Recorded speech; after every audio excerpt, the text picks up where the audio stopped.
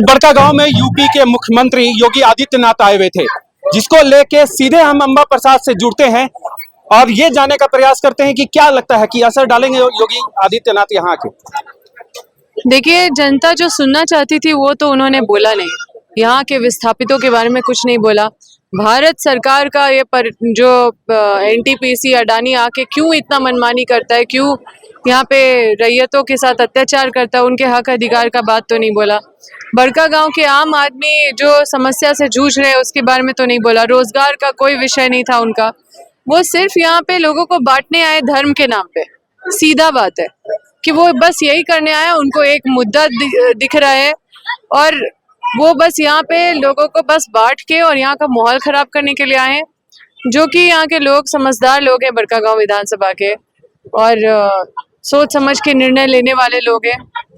यहाँ जो काम करेगा, जो जनता के बीच रहेगा, जो समस्या सुनने वाला रहेगा, जो काम करने वाला रहेगा, लोग अपने समस्याओं के लिए मतलब जनप्रतिनिधि चुनते हैं। तो जो जनप्रतिनिधि चुनते किस मुद्दे पे चुनते, उस मुद्दे का तो कोई बात ही नहीं हुआ है वहाँ पे। तो सिर्फ आरोप प्रत्यारोप करना, अपना कोई ये नहीं दिया कि हम बेरोजगारी के बारे में उनका क्या सोच है, विस्थापन के लिए क्या सोच है। यहाँ पे विस्थापितों को छोड़ दिया गया है अनाथ की तरह, उसके बारे में कोई इश्यू नहीं है। जितने भी वहाँ पे वक्ता थे बस सबका सब एकदम लगे हुए हैं। सबको कंपनी का मतलब सब चेला है और सब कंपनी को घुस नहीं पा रहा है या मनमानी नहीं कर पा रहा है या फिर हम लोग एक रोड़ा बन रहे हैं। तो इसके वजह से सारी कंपनी हमारे खिलाफ उन लोगों को और प्रोजेक्ट कर रही है। पूरी तरह से कैपिटलिज्म उनके साथ खड़ी है आज के डेट में। आज अंबा प्रसाद के साथ कैपिटलिज्म नहीं, बस यहाँ क्षेत्र की जनता खड़ी है। और वो जो कैंडिडेट है वो भी बाहरी है, गोला चितरपुर के हैं। उनको भी बस यहाँ पे कंपनी ही खड़ा की है और कंपनी ही फंडिंग करती है, जिसके वजह से जनता भी सोचती है इतना पैसा कैसे बांटते हैं, क्योंकि कंपनी जानती है कि इनको ही हम मतलब फंड करना है, खड़ा करना है। तो ये सब चीज से तो जनता गुमराह नहीं होने वाली है। जो उम्मीदवार है उनका साफ तौर पे, भाजपा के जो उम्मीदवार है उनका साफ तौर पे कहना है कि इस बार बुलडोजर बड़कागांव में चलेगा और साथ ही साथ पूरे झारखंड में। वो सही बोल रहे हैं, वो बुलडोजर चलाएंगे। जैसे कि बीजेपी का जब सरकार था तो यहाँ गोली चली थी ना, विस्थापित क्षेत्र में 4 किसान मरे गए ना, उनपे कोई जांच हुआ। आखिर तो केंद्र सरकार में सीबीआई जांच तो करवा सकते थे ना, लेकिन ये लोग तो कोई हितैषी नहीं है। डबल इंजन की सरकार थी। अभी यहाँ गोली चली, अभी अडानी में गोली चलाने के लिए ये लोग गोंदलपुरा में गोली चलाने का ये लोग प्लान करेंगे।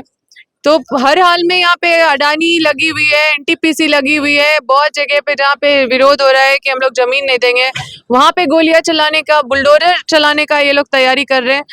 ये निश्चित रूप से पूरे झारखंड में बुलडोजर चलाएंगे और यहाँ के लोगों को विस्थापित करेंगे। कि योगी आदित्यनाथ कह रहे थे कि डबल इंजन की सरकार अगर बन जाए झारखंड में भी तो यहाँ पर विकास होगा।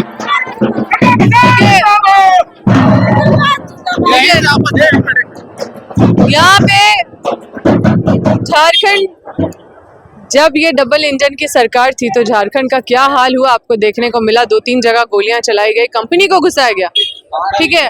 और सबसे मामूली उदाहरण हम देते हैं, जो बच्ची है मतलब 18 साल की जो विधवा है, उसके लिए कोई नियम नहीं है कि आप उसको पेंशन दीजिए इनके सरकार में।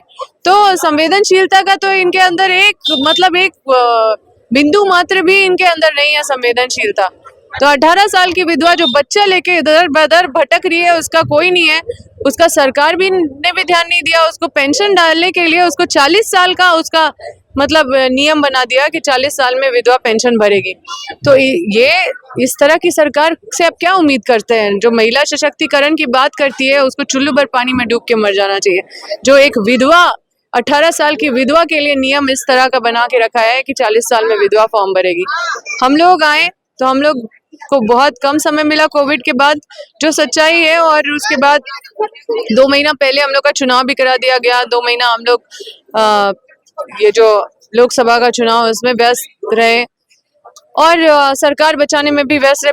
बावजूद उसके हमने अपने क्षेत्र में इतिहास रचा है। इतने सारी योजनाओं को धरातल में लाया है, रात दिन काम किया है, कभी आराम नहीं किया है। रात हो या दिन हो, कभी भी लोगों को बहाना नहीं बनाया कि 2 बज रहा है, 1 बज रहा है, 3 बज रहा है, भोर हो रहा है या शाम हो रहा है, रात हो रहा है।